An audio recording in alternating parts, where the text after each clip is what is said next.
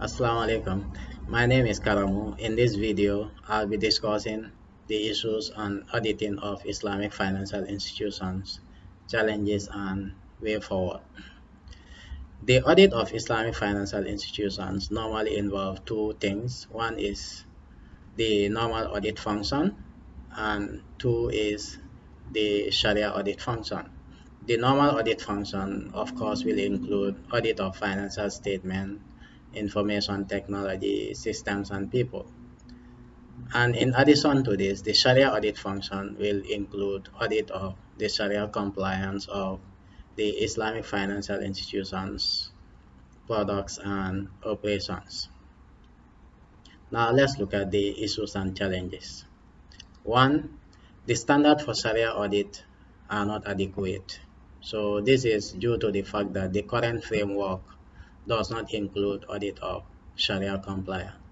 So IOFI made the first attempt to issue standards or auditing standard for Islamic financial institutions. And these standards covers broad range of areas including Sharia audit and corporate governance. However, the implementation of these standards is a challenge due to the different mazhabs being practiced in different jurisdictions. Two is there are no specific framework for audit of Sharia compliance. So this unavailability normally leads to Islamic financial institutions relying on conventional practices.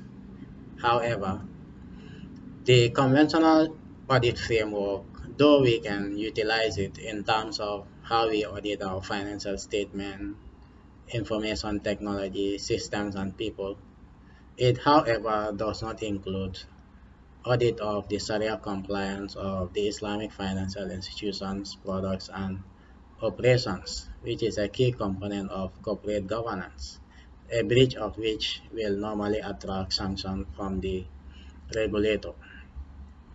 Three is inadequate human capital and expertise. So we know the fact that IFI's auditing is evolving. We also know that there are well-trained and qualified auditors who are not trained Sharia auditors, and on the other side, there are Sharia scholars who are not trained auditors. So this creates a gap. So to close this gap, the conventional auditor must be trained to understand the business of the Islamic financial institutions in terms of its product offerings and operations.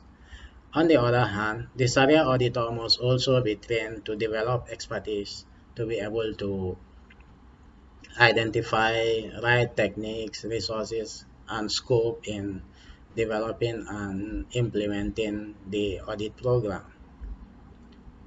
Now, the way forward. So, there is need for convergence. So, there is need to develop an integrated Sharia framework or Sharia standard for auditing of Islamic financial institutions.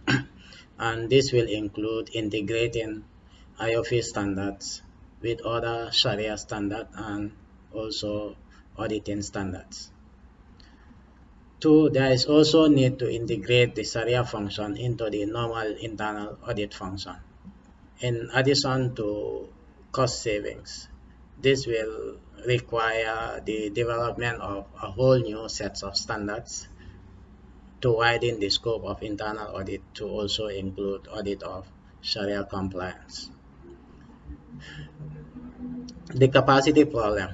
So to develop competencies and expertise to counter the capacity problem and close the gap between conventional auditors and Sharia experts, there is need to build capacity in terms of training, professional development, and also course offerings in schools and universities.